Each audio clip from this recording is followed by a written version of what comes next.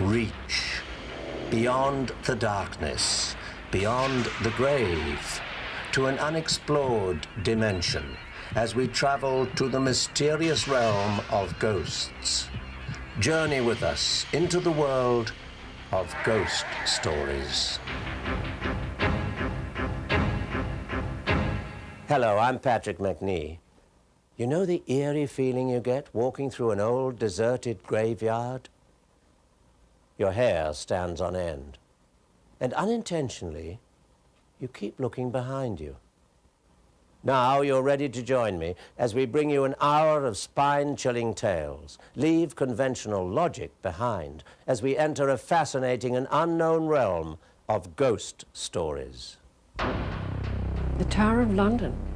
Well, there are some spine-chilling tales to tell you about that one.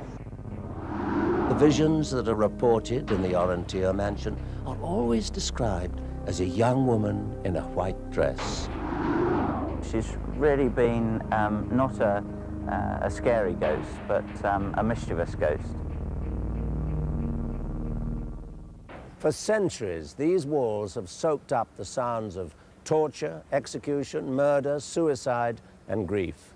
And today, dark cries still echo through every spiral in the Tower of London, perhaps as a grave reminder that our past is still with us. There's the theory that ghosts are inconsolable spirits, reliving moments of intense emotional impact, almost as if they are trapped in some bizarre time lapse. Growing up in England, ghost stories become a part of life. With a long and bloody history stretching over 900 years, the Tower of London is the perfect setting for some of the most famous hauntings in the world. The Tower of London. Oh dear. Well, there are some spine-chilling tales to tell you about that one. You know, you really can't expect anything else with all the murders and the suicides and the executions. The place was a regular bloodbath. On record, there are 2,900 names of prisoners who were held in the tower over the centuries, from royalty to paupers. Heavy footsteps sounding through empty hallways, headless figures floating around, and sudden gusts of wind whipping through where there are no open doors or windows. Hair-raising accounts which leave a chill in the air and your heart in your throat.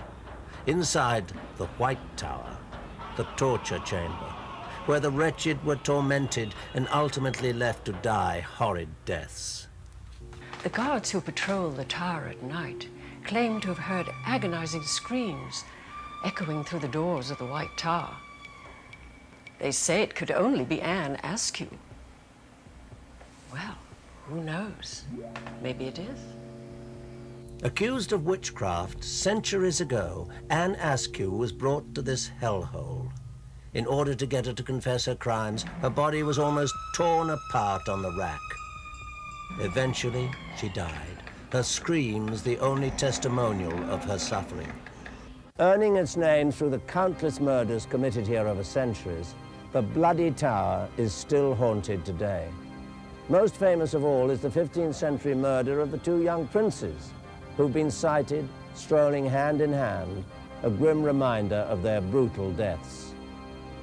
Their story is a sad one. Terrified of the two princes' claim to the throne, King Richard III secretly ordered their killings. And one night, while the two brothers were sleeping, they were strangled in their beds. Their bodies were hastily buried, first in the basement of the Wakefield Tower, and then at the foot of a staircase. Another place where victims were brought to their knees with merciless torture is the Queen's house. Witnesses have claimed to hear the grinding sounds of the torture rack. And of course, the screams. Always the screams. It is here, in the Queen's house, where the famous Anne Boleyn spent her final days. As the second wife of King Henry VIII, Anne was executed in order for the king to marry Jane Seymour. Anne Boleyn, by all accounts, was a peculiar woman. She had 6 fingers on one of her hands and 6 toes on one of her feet. In those days, this surely would have been regarded as an evil omen. King Henry VIII, of course, fell in love with Jane Seymour, and because the Catholic Church condemned divorces, the king's only way out of his marriage to Anne Boleyn was to have her beheaded. After her death, the room where Anne awaited her execution has been described as having an unpleasant and menacing atmosphere. Some witnesses even described a peculiar perfume and a feeling of suffocation. Anne Boleyn has also been spotted at the window, forever staring at something, or maybe someone. One of the most incredible anecdotes is the one of the talking head, appearing from nowhere, rambling on endlessly. I don't think anybody's been able to put a history behind that one. I don't think anybody's brave enough to stay long enough to find out. In folklore, ravens are birds that manifest bad omens. But here at the Tower, they are ever present for quite the opposite reason. It all started when King Charles II ordered the ravens to be removed from the Tower because their screeching drove him up the wall. It was the king's astrologer that intervened. He predicted that if the ravens were chased away, the tower would fall, and along with that, the English monarchy. Today, the ravens are still at the tower, their wings painlessly clipped so that tradition could linger. In the courtyard, there's even the Raven Cemetery. Perhaps there was some truth to the prediction. The monarchy still stands, so does the tower, with its ghosts.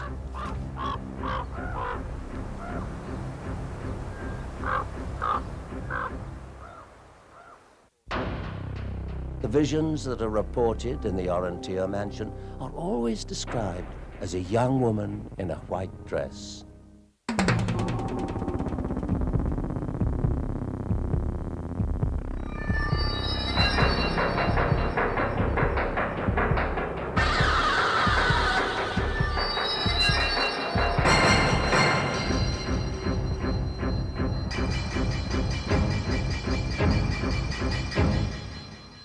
Strange hauntings are not only housed within these tower walls, or even within this country. History is filled with legends of those who came back from the grave to seek their revenge. Our next story takes us to a small town in Mexico where a brutal murder unleashes just such a haunting. The town of El Fuerte in Sinaloa, Mexico, was a quiet place back in the 1800s. It looked like many other colonial towns in the area. With its lovely plaza in the center of town, the one thing that set El Fuerte apart was the Orontier mansion, conspicuously located at the edge of the plaza. It was a huge structure, occupying nearly a full city block. It was lavishly decorated with furnishings from around the world, a chandelier from Italy, furniture from Vienna. It was built to the discerning taste of the wealthiest man in the state, Francisco Camilo Orontier. In 1869, he died, leaving the house and his fortune to his only heir, 18-year-old Adelaida. With all this wealth, you would think the beautiful young woman would have a perfect life. But instead, it seemed that Adelaida was too preoccupied with protecting her fortune for anything else. She became eccentric, withdrawn, antisocial, and so she ended up a lonely spinster in the huge house, rarely venturing outside as the years went by. Then, on September the 26th, 1927, the life of Adelaida took a violent turn. As she slept in her bed, she was brutally murdered. The fortune which had brought her all the luxuries of life was the cause of her death. Her trusted maid, Elisa, confessed to killing Adelaida for her money. It seemed to the people of El Fuerte that this would be the tragic end to the story of Adelaida Orontier. Little did they know that rather than an end, this would actually mark the beginning of a bizarre new chapter.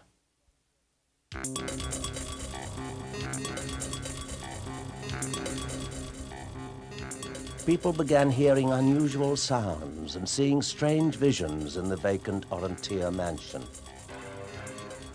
In the town of El Fuerte, many people have been talking about this old house and about the ghost in the house. Many people have seen a woman in the balcony or in some of the rooms and the letters, but there are some ghosts in the house.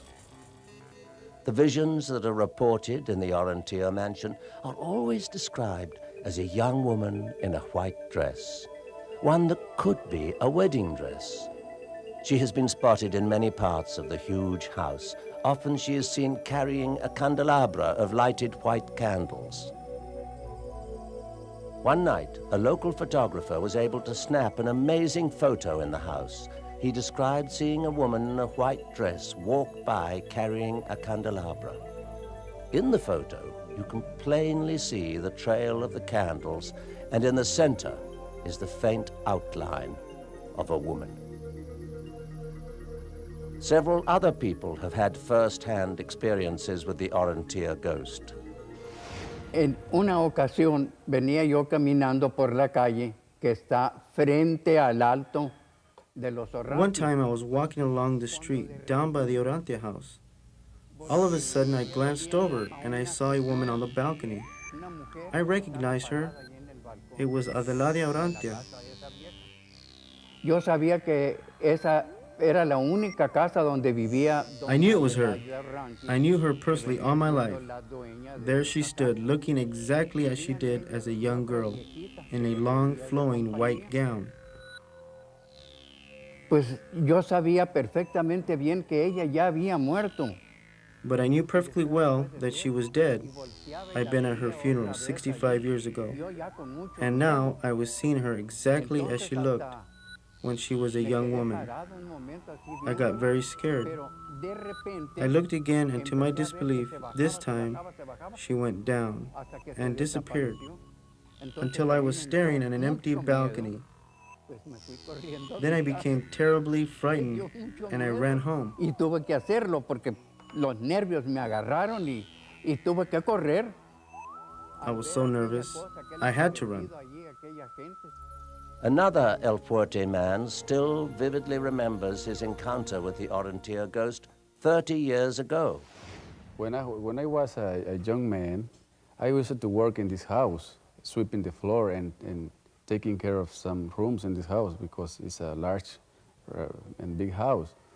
And when I was doing my work, I heard a noise behind me. When I saw to see what was happening, then I saw suddenly a woman with a white dress walking from room to another room, and she disappeared into the wall.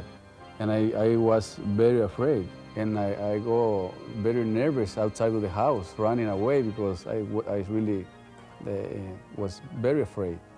And then now the house is empty because the people doesn't want to go and rent or whatever. It's very, very strange. Well, I can tell you, that is definitely one lovely old house I will not be spending the night in.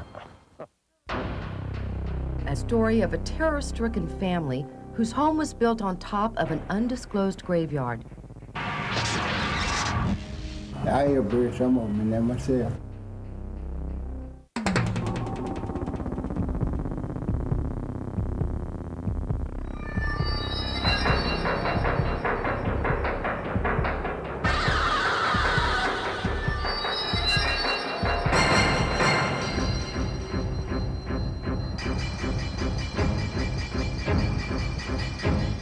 A family in Texas experienced one of the most bizarre and troubling cases of poltergeist activity when they learned their dream home was built over an undisclosed graveyard. And the nightmare began.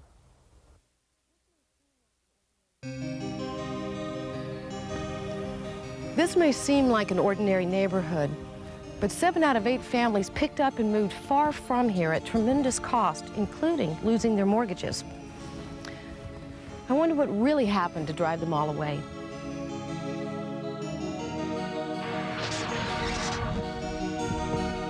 The box office hit Poltergeist tells the story of a terror-stricken family whose home was built on top of an undisclosed graveyard. Good horror fiction? Not necessarily.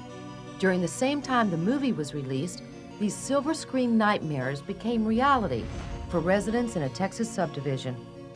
Their story began in 1981 when Ben and Jean Williams moved into their dream home, a newly constructed house in this brand new subdivision. Shortly after settling in, however, a strange feeling crept over them. At first, the feeling manifested itself slowly as mere oddities. Hundreds of ants invading the house, snakes slithering through the floorboards, plants not growing, and unusual sink spots in the yard that couldn't be filled in. Then other things began. Toilets flushing on their own, the garage door opening and closing by itself, unexplained noises and images, none of which had a logical explanation. At first, neither Jean nor Bill talked about what was happening or what could be causing it, although each had their own private thoughts. Thoughts that frightened and bewildered them, once too bizarre to even contemplate. It was as if their house were taking on a life of its own. Run by what? Ghosts? But why? How?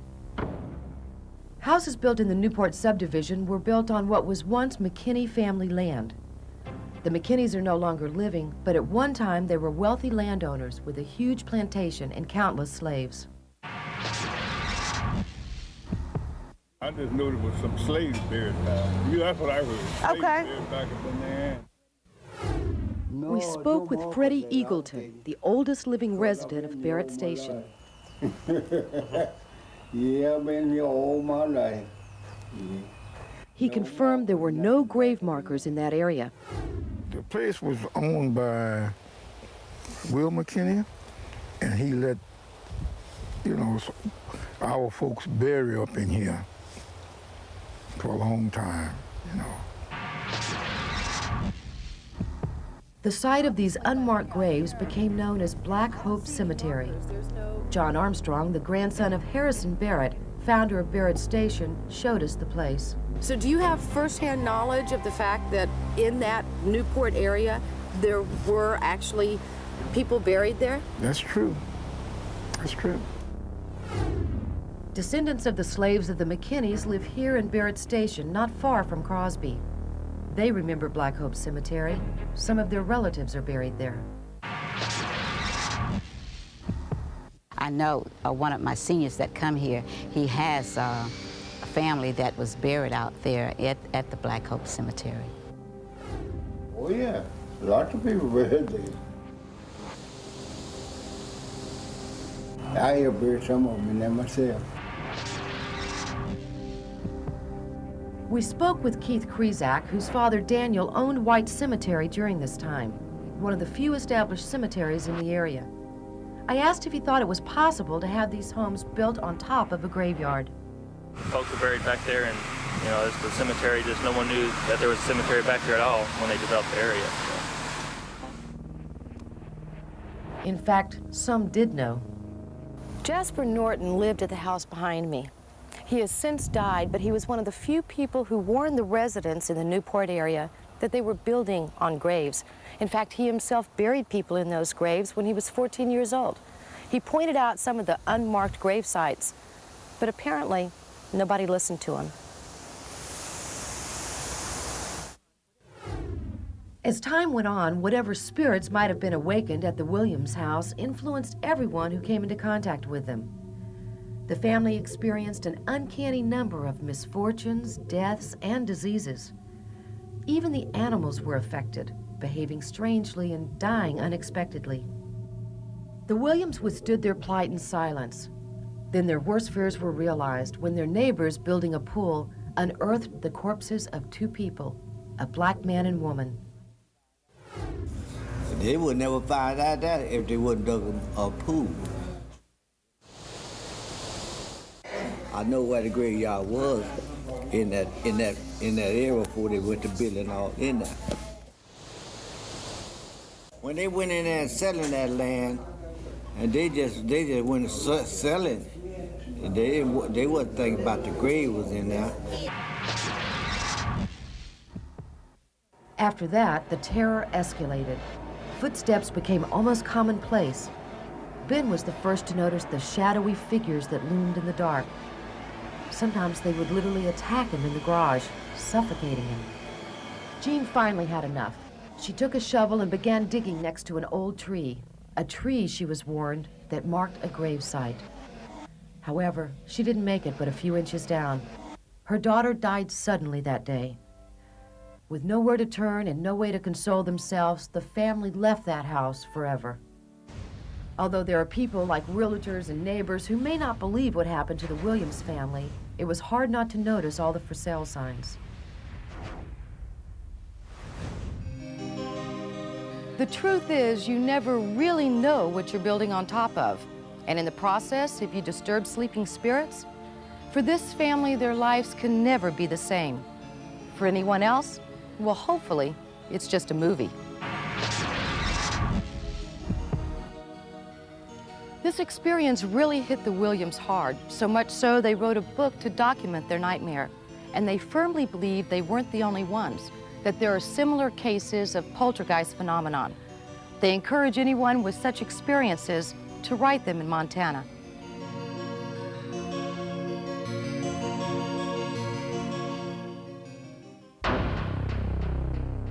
Mom, there's a ghost up in my room. She's really been not a scary ghost, but a mischievous ghost.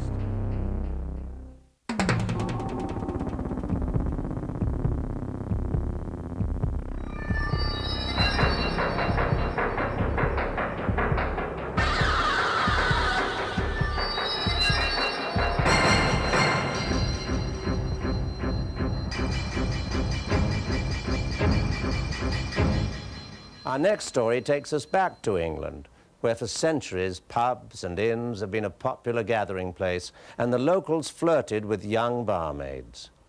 Not far from here, legend has it, one such barmaid remains, suspended in time, pining for the very love that ultimately caused her death. On a hill near Wickham, England, a young woman stood waiting expectantly.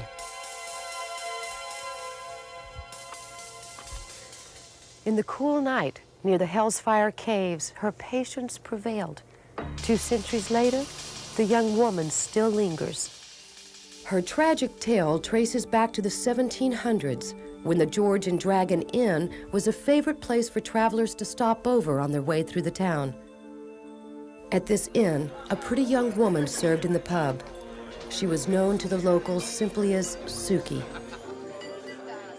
She was very young, very attractive, very popular with the local lads. A sophisticated young gentleman used to make regular visits to this inn. His eye caught the attractive young barmaid. It wasn't long before Suki had fallen head over heels for this charming stranger. She imagined that she was going to be whisked away and by this young gentleman. The local boys didn't like the fact that Suki was all starry-eyed about this stranger. It took her attention away from them. One day, Suki received a note out of the blue, saying that she must wait at the Hellfire Caves for her darling that same night. Suki was ecstatic. She believed that this was the beginning of a new life. And he was going to marry her. She packed her things and wore a white dress and snuck up to the hill and waited for him. And the local lads then jumped out from behind a tree, and she realised that it was a joke, cruel joke that they'd played on her.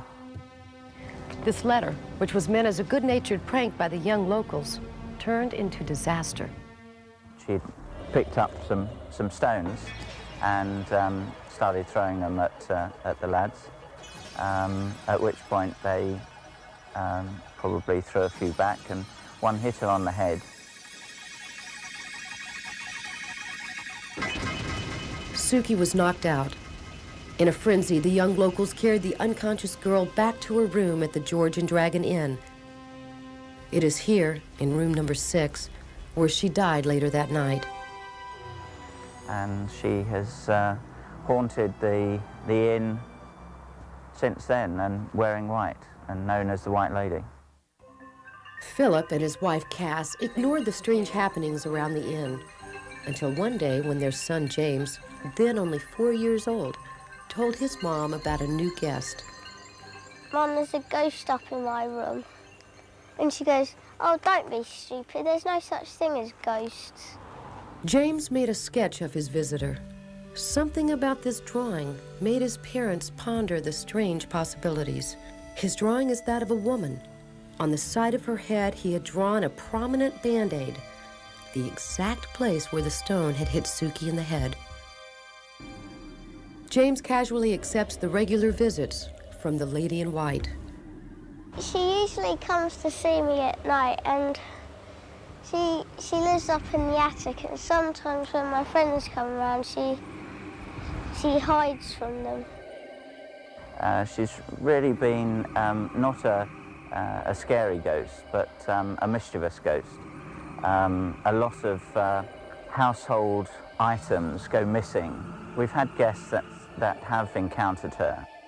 Well, she likes this place.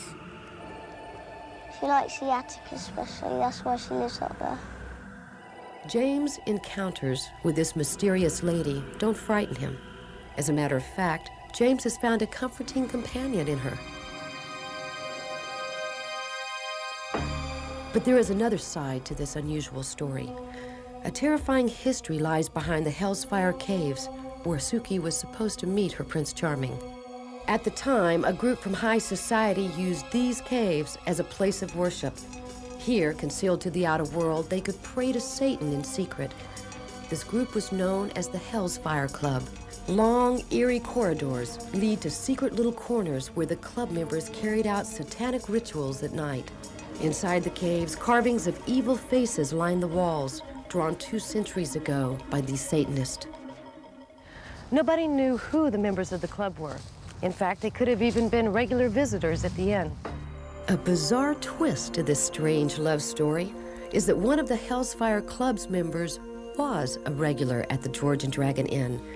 He was none other than the charming stranger who had swept Suki off her feet. We'll never know why Suki cannot find peace. Surely her presence isn't disturbing or frightening to anyone. Perhaps she just can't leave the one place she had found hope and a glimpse at happiness. They say that you can't take it with you. George met his untimely demise up here in room 7. Even death couldn't separate him from his earthly possessions.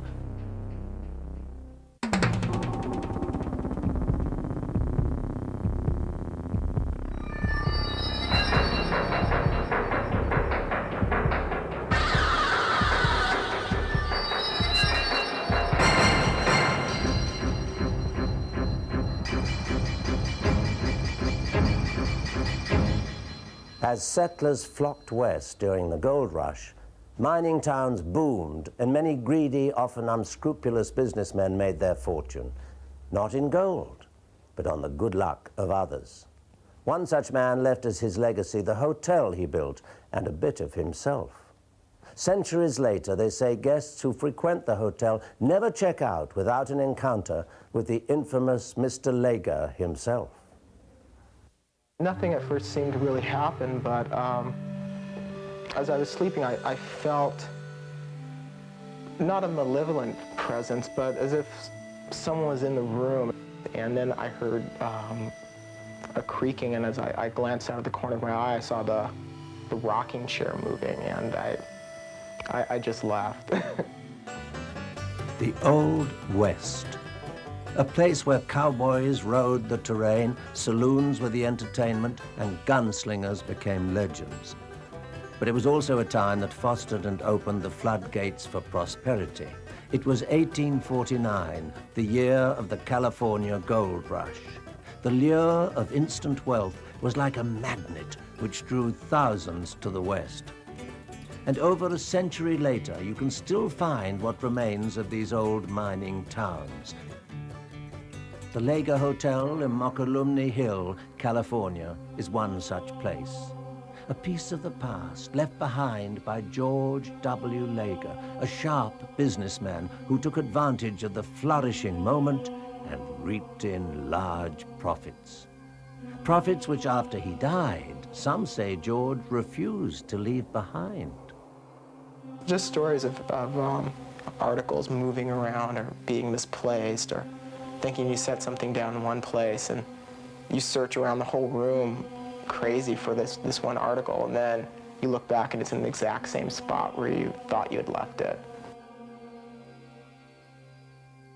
George W. Lager came to California in response to the gold rush, but he didn't seek his fortune in the precious yellow metal. I guess he was probably a real shrewd business person. Instead of digging for gold and working on a whim, he built a hotel and apparently made money. In fact, Lager made a great deal of money. His primary income came from newly rich miners who lived and gambled away their fortunes at his hotel. But that wasn't the only way Lager filled his pockets. He was a kind of a loan shark too, I guess, if you will, sort of a thing during the gold rush. And it was his less than above board banking methods that caused more than a few people to hate the man. Lager lived in room number 7, where he could keep a close watch on business. He was almost never without a cigar or a beautiful woman, the envy of practically every man in town. George Lager had it all. But then suddenly, one day, it was all gone. George was a cigar smoker. There won't be anybody up there, and sometimes you get a whiff of the cigar smoke. Room 7 seems to catch the most of the weird things, the unexplainable little things, with the doors closing, the ruffles of the beds, and cigar smoke. It is unclear who killed Lager. It might have been a miner who felt Lager duped him out of his hard-earned gold, or maybe it was a jilted paramour. One thing is certain, though. Today, room number 7 of the Lager Hotel comes with more than just a view. The lady that used to be the maid here before I bought the place has quite a few stories of the pillows getting thrown out of the room after she cleaned the room. People have talked about hearing steps in the hallway when they're in the rooms at night, yet they're the only guests here, and people don't roam around because we lock it up at night. Lager's ghost has only rarely been seen. One of the few people to actually witness the apparition was the 10-year-old son of a woman who bought the hotel some years after Lager died. Like children that age, they're very active and used to run around the hotel a lot. During the week, the hotel wasn't occupied.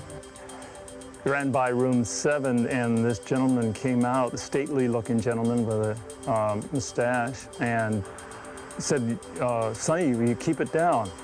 And closed the door.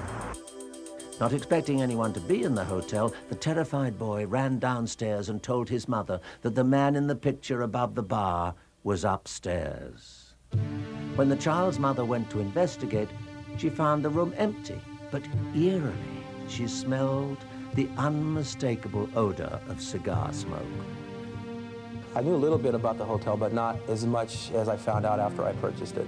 And it goes on every day. There's something new every day.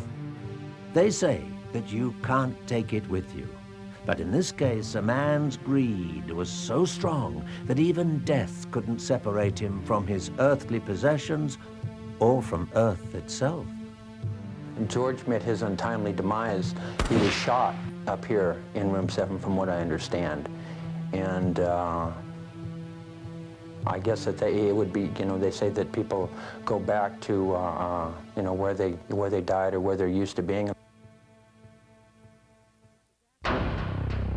This disastrous accident started a legend that motivated many people to come to these tracks. I'm determined to check it out for myself.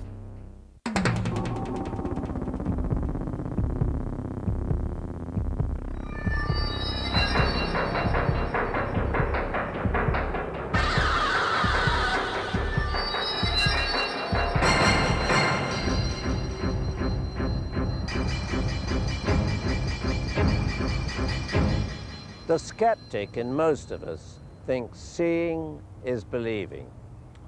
Well, in our next story, we investigate an amazing tale of young children whose spirits seem to remain here as guardian angels, and whose fingerprints are often left on their handiwork.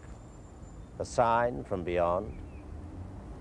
More often than not, ghost stories are frightening, but even more frightening when the story is true. Let's go back to the south side of San Antonio. It was late one evening in 1984 when Paula Williams was driving home from work, taking her usual route. A young girl standing alone on the side of the road caught her attention. Are you all right? Do you need a ride? The girl only nodded a yes and got in the car. What's your name, honey? She gave Paula her name and pointed to where she lived. Cindy Sue. Cindy Sue was extremely quiet and seemed to stare through Paula. It unnerved her. As they drove, they passed over some railroad tracks. Cindy Sue's eyes met the sign and locked. At her house, Cindy Sue remained in the car. Paula thought she might be having problems at home and suggested that she would go first and talk to her parents. Paula told the woman who answered the door her daughter, Cindy Sue, was waiting in the car. Hello. She started yelling and even threatened to call the police if Paula didn't get off her property. Then she said the strangest thing. Your child's Just in the car. let Cindy Sue rest in peace. Paula was taken back by the strange turn of events and walked back to the car, confused. When she got to the car, no one was there. Paula remembered Cindy Sue fastening her seatbelt and locking her door. The door was still locked and the seatbelt still fastened, but Cindy Sue had vanished. It was on her way back when Paula remembered why everything felt so unsettling. It was the street names near the railroad track. All of them the names which belonged to children. Behind this discovery was the tragic tale of innocent children, and even more so, their remaining spirits. Okay, so Roy, where are we? We're out on the southern part of San Antonio on Mission Road. Now this is the famous road, right? This is the famous road where the children were killed in the bus accident back in the 40s. It was a cold but clear afternoon when a school bus was making its last delivery of school children. About 10 children were still on the bus. The bus had to cross the railroad tracks. There was no warning of the oncoming train.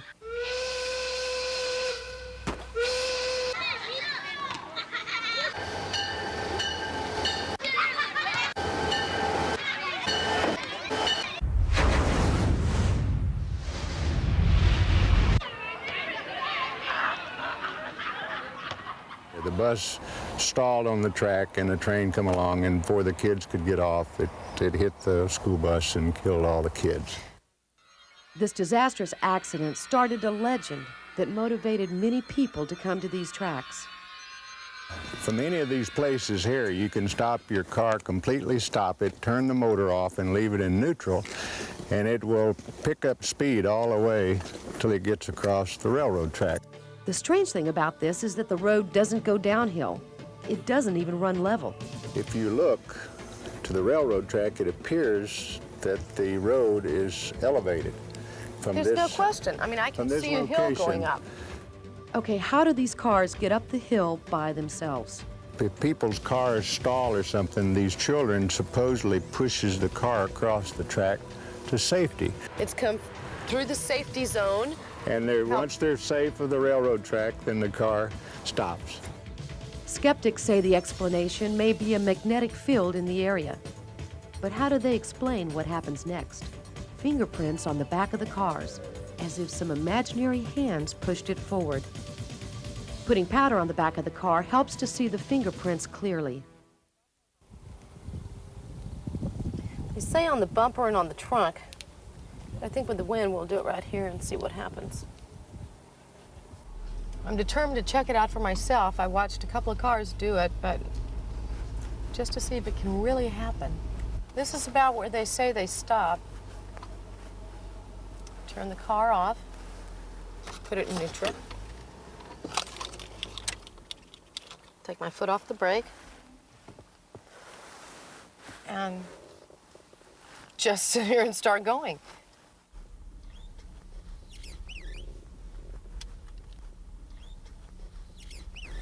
And it's beginning to pick up speed. This is amazing. No hands, no feet. This car is just going on its own. Across the railroad track, I'm gonna have to brake because now we're gonna go downhill. There was no doubt in my mind the car was pushed over those tracks. Was it gravity, or was it the legendary little spirits? There was only one way to find out, and there it was. I could feel my heart beating. Possible finger marks right here.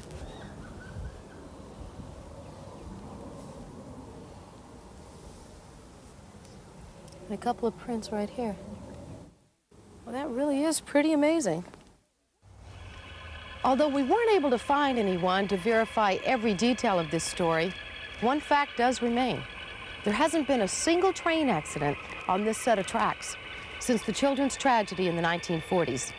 Somehow, every stalled car has managed to cross the tracks, reaching the other side in safety. There was one thing I still wanted to find out. What did Paula see that night on her way back home? This is the neighborhood supposedly where they have street signs with the children's names from the accident. Bobby, Alan, Nancy, Carol. It was here in the streets close to the railroad tracks where we found the answer to Paula's mysterious young rider who never reached her house that fateful afternoon. Cindy Sue.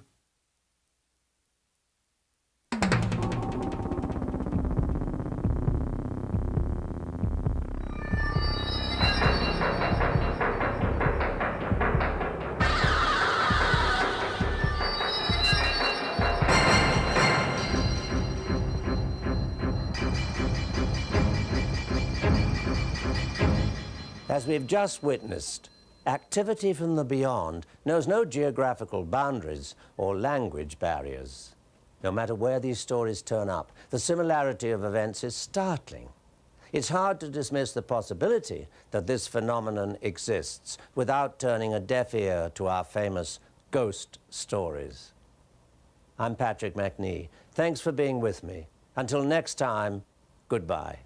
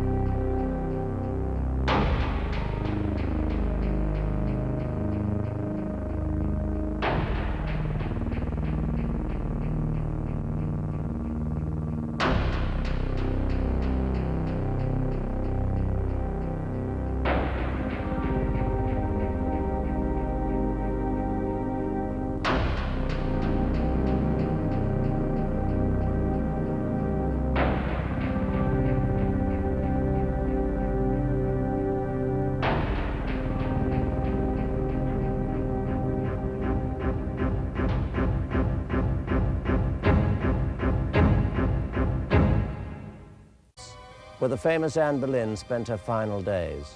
As the second wife of King Henry VIII, Anne was executed in order for the king to marry Jane Seymour. Anne Boleyn, by all accounts, was a peculiar woman. She had 6 fingers on one of her hands and 6 toes on one of her feet. In those days, this surely would have been regarded as an evil omen. King Henry VIII, of course, fell in love with Jane Seymour, and because the Catholic Church condemned divorces, the king's only way out of his marriage to Anne Boleyn was to have her beheaded. After her death, the room where Anne awaited her execution has been described as having an unpleasant and menacing atmosphere. Some witnesses even described a peculiar perfume and a feeling of suffocation. Anne Boleyn has also been spotted at the window, forever staring at something, maybe someone. One of the most incredible anecdotes is the one of the talking head, appearing from nowhere, rambling on endlessly. I don't think anybody's been able to put a history behind that one.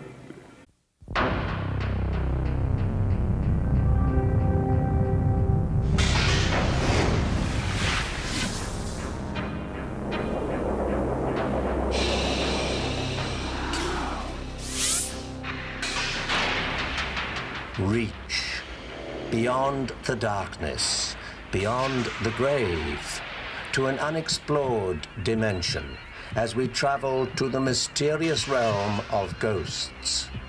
Journey with us into the world of ghost stories. Hello, I'm Patrick McNee. You know the eerie feeling you get walking through an old deserted graveyard? Your hair stands on end, and unintentionally, you keep looking behind you. Now you're ready to join me as we bring you an hour of spine-chilling tales, leave conventional logic behind as we enter a fascinating and unknown realm of ghost stories. The Tower of London. Well, there are some spine-chilling tales to tell you about that one. There are some spine-chilling tales to tell you about that one. You know, you really can't expect anything else with all the murders and the suicides and the executions. The place was a regular bloodbath. On record, there are 2,900 names of prisoners who were held in the tower over the centuries, from royalty to paupers. Heavy footsteps sounding through empty hallways, headless figures floating around, and sudden gusts of wind whipping through where there are no open doors or windows. Hair-raising accounts which leave a chill in the air and your heart in your throat. Inside the White Tower, the torture chamber, where the wretched were tormented and ultimately left to die horrid deaths. The guards who patrol the tower at night claim to have heard agonizing screams echoing through the doors of the White Tower. They say it could only be Anne Askew. Well, who knows? Maybe it is. Accused of witchcraft centuries ago, Anne Askew was brought to this hellhole.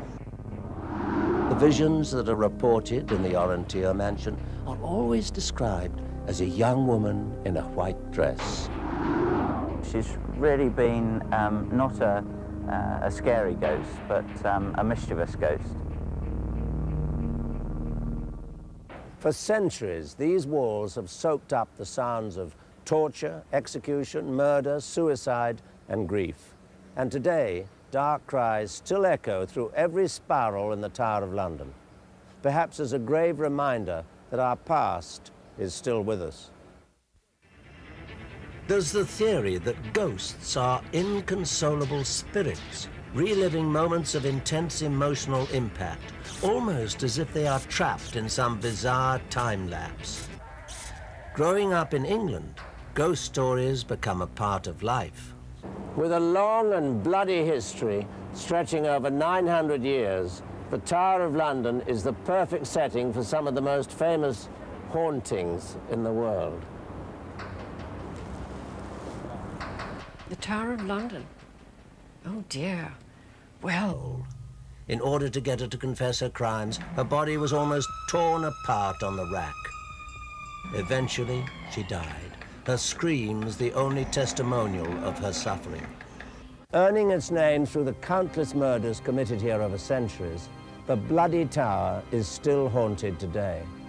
Most famous of all is the 15th century murder of the two young princes, who've been sighted strolling hand in hand, a grim reminder of their brutal deaths. Their story is a sad one. Terrified of the two princes' claim to the throne, King Richard III secretly ordered their killings. And one night, while the two brothers were sleeping, They were strangled in their beds. Their bodies were hastily buried, first in the basement of the Wakefield Tower and then at the foot of a staircase. Another place where victims were brought to their knees with merciless torture is the Queen's house. Witnesses have claimed to hear the grinding sounds of the torture rack. And of course, the screams. Always the screams. It is here, in the Queen's house,